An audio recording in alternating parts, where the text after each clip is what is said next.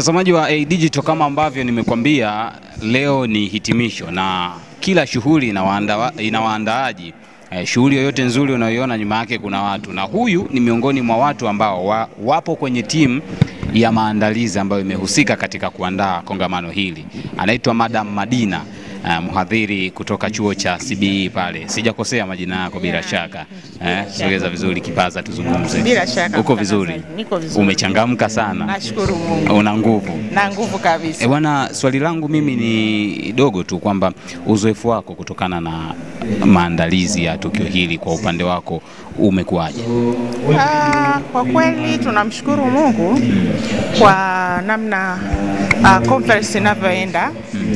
Lakini uzoefu hasa kwenye conference ya 6 ya chuo cha elimu ya biashara, naona mafanikio makubwa kwa sababu conference imekuwa ya kimataifa zaidi. Hata Mheshimiwa Katibu Mkuu aliweza appreciate kuhusiana na hilo, kwamba conference imeweza kuleta watafiti mbalimbali kutoka maeneo tofauti duniani, ukianzia Ulaya, Afrika, China, kote huko. Tunaona conference yetu inaendelea kuchanja mbuga za kimataifa. Lakini pamoja na hilo tumeweza kupata mawasilisho mengi mazuri zaidi ambayo yanaendelea kuipeleka conference yetu mbali zaidi. Zaidi tumeboresha mambo mengi kwa kweli. Tumepata support kubwa kutoka kwenye management ambayo pia unaona tumeweza kujaza ukumbi mkubwa kama huu. Tumezoea kufanyia Kambarage, lakini this time around unaweza ukaona ukumbi wetu ni mkubwa sana na tumejaa kwa kweli, tumetoka kwa wingi na wewe unashuhudia. Siku zote huwa tunafanyia, miaka ya nyuma tulikuwa tukifanyia pale Kambarage, ambapo wakati mwingine tulikuwa tunajaa, lakini sio kwa kiwango hiki cha safari. Mwitikio safari hii ni mkubwa sana. Ni mkubwa sana, na hii inaonyesha ni namna gani watu wanaendelea kuielewa conference yetu, na matarajio yetu makubwa ni kwamba tutaendelea kuipeleka kimataifa zaidi na itaendelea kuwa nzuri zaidi ya hapa inavyoonekana sasa. Miongoni mwa kitu ambacho kimenivutia zaidi ni namna gani mmewashawishi vijana mpaka tumekuwa na idadi kubwa ya vijana kuliko lile rika ambalo watu nategemea makongamano kama haya wanakuwepo.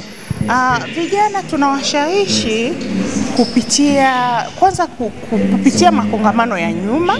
Wameona namna haya makongamano yanavyo link na kile wanachojifunza.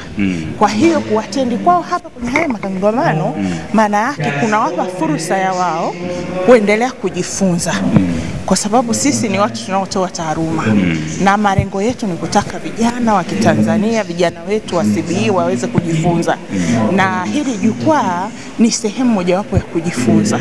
Kwa maana hiyo mwitikio unaoona ni ile elimu wanayopata kupitia haya makongamano. Ndio.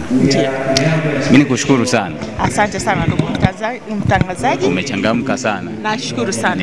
Nitaomba picha na wewe baadaye. Karibu sana. Asante sana. Karibu CBE. Asante.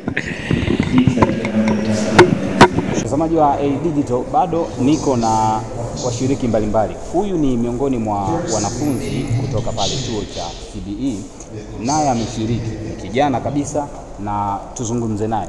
Jitambulishe, utuambie kwanza level yako ya elimu ambayo unasoma pale CBE, na kozi ipi ambayo unasoma, lakini pia wewe kama mwanafunzi nini hasa ambacho kimekusukuma pia kushiriki kwenye kongamano hili ambalo limeanza siku ya jana na leo ikiwa ni hitimisho, na umepata kitu gani sasa?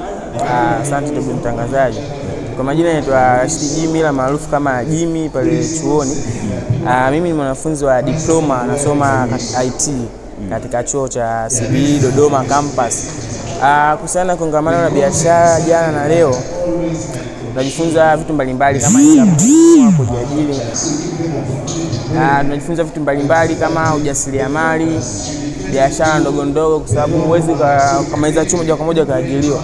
Kwa hivyo kama tunavyojifunza hapa, nitapenywa moja kwa moja ni jinsi gani ya kutengeneza career yako ya biashara na kuwa ujasiriamali bora. mpaka sasa kuna kitu ambacho kimeongezeka kwa upande wako na unaamini kabisa ukienda mtaani unaweza kukitumia vizuri na vikakupa matokeo kutokana na tafiti ambazo zimewasilishwa? Yeah, of course. Kuna vitu vimeongezeka, mfano unakuwa unajua jinsi gani ya kumudu biashara yako na jinsi gani ya kutengeneza biashara, sababu kuna kama mtu mfano kuna mtu anauza matikiti pembeni, alafu kuna mwingine anatengeneza juisi ya matikiti. Kwa pale kuna entrepreneur na entrepreneur. Kwa huyu anatengeneza tikiti, kwa anauza tikiti kama tikiti, ila mwingine amejiongeza anatengeneza juisi na pamoja yakatakata. Kumbe kuna tofauti na kuonyesha kati ya huyu na huyu, japo wote wanafanya biashara moja ya matikiti. Kwa hiyo umejifunza vitu vingi vya ujasiriamali hivyo. Sababu mimi mwanafunzi wa IT pia ujasiriamali na mimi kwangu itabidi uwe muhimu.